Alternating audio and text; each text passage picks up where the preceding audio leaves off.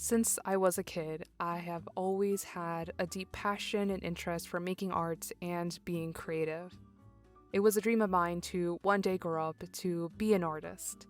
And it has always been on my mind, but it wasn't until almost 3 years ago that I finally decided to take this dream of mine seriously and finally become a self-employed artist. Nowadays, I happily run my own small business from my home, and I get to do what I truly love and adore while also making a living from it. But I must admit, I didn't always think that it was possible because of all the uncertainties that may come with being a small business owner and a self-employed artist. But what I've learned is that as long as you find a path that works for you, and if you have a plan, most things are really possible. And so today, I like to talk about how I became a self-employed artist and the various ways that I have been able to make a living with my art. Currently, my biggest source of income comes directly from my online shop, where I sell a variety of physical and digital products. I sell physical products such as stickers, bookmarks, prints, pins, washi tape, phone charms, wooden coasters, keychains, and my own coloring books. I also sell a handful of digital goods like a couple of Notion templates and a few printable coloring page sets. And a common question that I hear often from prospective small business owners who also want to start a shop is, what should I start selling with? And I think that there really is no right or wrong answer to this question because it really depends on several different factors. For instance, take into consideration your art style. Maybe your art looks better on stickers over prints, for example, or on keychains, or whatever you think might look best. Also, I think you should take into consideration what type of products that you personally like to have. I have always loved stickers, and I've always thought that it would be so cool and amazing to make my own with my own art, so that's what I did and helped me get to where I wanted to go. But the point that I want to make here is that whatever it is that you start with, it isn't going to immediately dictate the success of your business. So just don't put a lot of pressure on what to start with because you can always change. You have the right to add new types of products or take some away because one of the greatest aspects of having your own small business and shop is that you have the power and responsibility to essentially do as you please. March 2022 was the official launch of my online art shop, Fructose Illustration. And for that initial opening, I listed about 15 items in total. There were several stickers, some prints, and this is something that I had actually forgotten about, but I even had a printable coloring book available at my opening. It's actually kind of crazy to look back and be reminded of this because during that time, my printable coloring books didn't really do well, and there wasn't much interest in it. So it really amazes me that I'm now reflecting back at that time and to see that now my coloring books are my best sellers. I think this really goes to show that anything can happen and so much can change throughout time. So my advice would be to just get started and put yourself out there. You have to at least try and just to see what happens. And so for me, throughout my first year, I continued to add more and more items and experimented with different types of products as well. And a majority of the products that I sold were actually made by me here in my home studio. For me and my small business, it just made more sense to operate this way because I felt more secure in purchasing my own equipment and supplies to make my products. My reasoning was that I prefer having the flexibility of trying out different sticker designs, for example. If I were to outsource those manufacturing of those stickers, there was always that possibility that not many people would want to purchase it. This could lead to having a large inventory of an item that I could not sell. So to me, I personally preferred making them myself, and I operated very similarly to a print-on-demand system where I would make more products as orders came in. And so by the end of my first year, I actually only ended up with a dozen orders, but what I began to realize is that I was becoming more confident in my art and style. Because my coloring books at that time didn't do so well, I did put a pause on that because making coloring books required a more involved process, And so instead, I directed my focus on the other stationery items that I could make myself while slowly adding a few outsourced items like my first pins and washi tape. Heading into my second year, I wanted to put a bigger emphasis and focus on the marketing of my small business to get my art in front of even more people. But how was I going to get more attention to my new products and ultimately more traffic to my website? Well, for me, it was through social media. From the very beginning, I have always tried to make an effort to be present online and create content around everything that I do. People love being a part of the process, and I think they truly want to support the human behind our businesses. Through social media, I've been able to build a really wonderful and incredibly supportive community, and I am just so grateful and think that it's absolutely amazing. And so for me, when I was first getting started, there was so much to learn about engaging with my audience and building a presence that was interesting enough to follow and support. Getting started was a bit overwhelming, I will admit, initially, but I was able to learn plenty with classes on Skillshare, who are actually the sponsors of today's video. Skillshare, for those who might not know, is the largest online community for creatives just like you and me, with thousands of classes led by industry experts across a variety of fields such as film, illustration, design, freelance, productivity, and plenty more.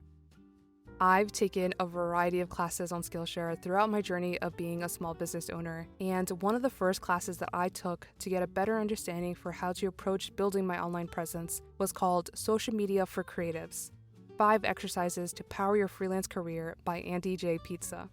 In this class, Andy provides a framework that removes the pressure and transforms social media into a tool for achieving your goals, whether that be that you're hoping to go freelance, build your own brand, or just find a community that is obsessed with your artwork.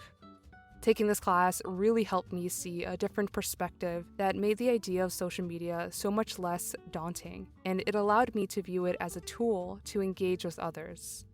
Andy is an artist and creative person himself, so he comes from a place of understanding, and his class is very easy to follow. And I think that it would be very helpful to you if you too are looking to start your own creative business journey.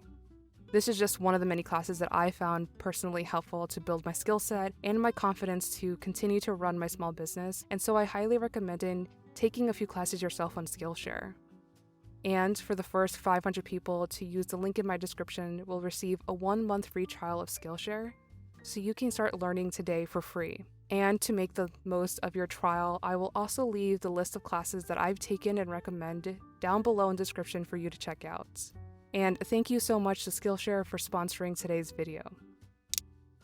Aside from focusing on the marketing, during my second year of running my small business, I was also still continuing to expand my product line. I got a laser machine and a heat press, so I was able to introduce new products like engraved coasters and my first apparel items to my shop. I also worked with new manufacturers to make my first acrylic phone charms and acrylic keychains. And it was during my second year that I realized that I should also release my very first digital products, which was my Notion templates. I had been using Notion for about a year at this point, and I mentioned it a few times on my various social media platforms, and I really saw that there was a huge interest in how I personally was using it to plan and organize all aspects of my business. So I figured I would make my own template that also included my art. I released that template in May 2023, and in terms of sales, they've come right after my coloring books. It really amazes me because I made this template with other small business owners in mind, and I wanted it to be super helpful and useful, so I'm glad that it's still proving to be so valuable to others. Digital products are really great products to have in your shop for a variety of different reasons. Firstly, once you create it, there is hardly any upkeep or work to do afterwards. You don't need to pack it or ensure that you have proper supplies or even any inventory. Another great thing about digital products is that they can be a great alternative for international customers to support you. Shipping to other countries, as you might know, can be quite pricey, and I understand that not everyone has the means to pay the hefty shipping costs for my coloring books, for example. So I've added printable coloring pages to my shop for those individuals who are still interested in my art. These are just the two kinds of digital products that I currently have on my online shop, but there are plenty of other ideas that you can do, such as digital wallpapers, digital brush packs and paper textures, fonts, and really the list can go on and on.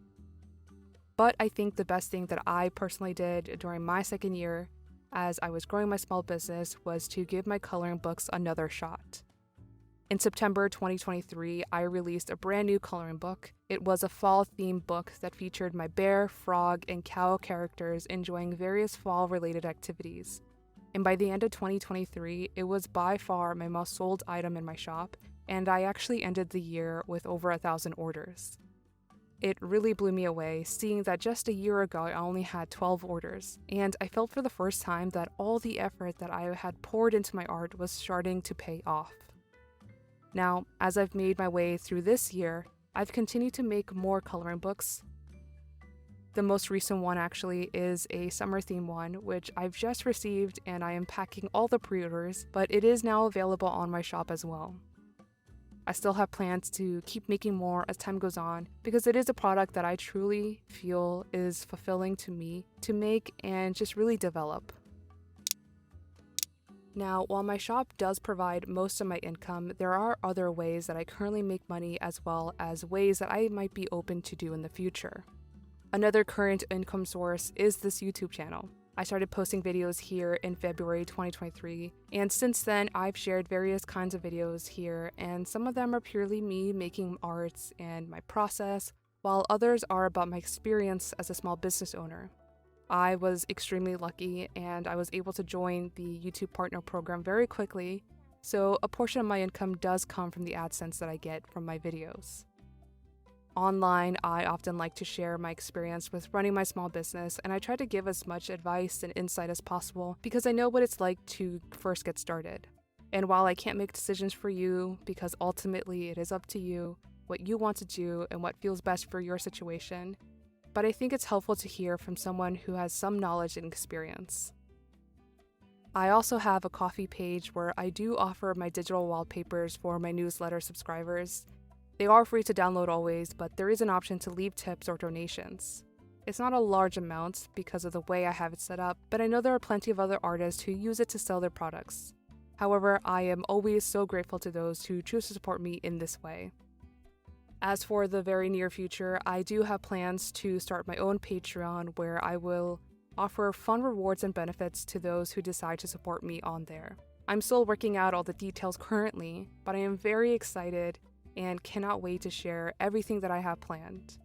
I will of course keep you posted with when it's opened, so be sure that you are following and are subscribed to ensure that you don't miss out. Some other avenues that I hope to look into and research to supplement my income perhaps in the future are art markets where I can sell my products in person at local events. I could start doing art licensing where I would grant permission to a brand or company to manufacture products with my art in exchange for some payments. I could also do wholesale orders where I would sell my products in bulk to other retailers to sell in their own shops. There really are so many options out there that we as independent artists can earn an income from, and I hope that you feel more confident to get started with these ideas in mind. And even though I personally cannot comment on these ways since I don't have any experience with them, I know that there are plenty of other artists and creatives who have had great success, so I hope you are inspired to look into these ideas too. And these are the ways that I am currently and hope to one day also make an income from as a self-employed artist and small business owner.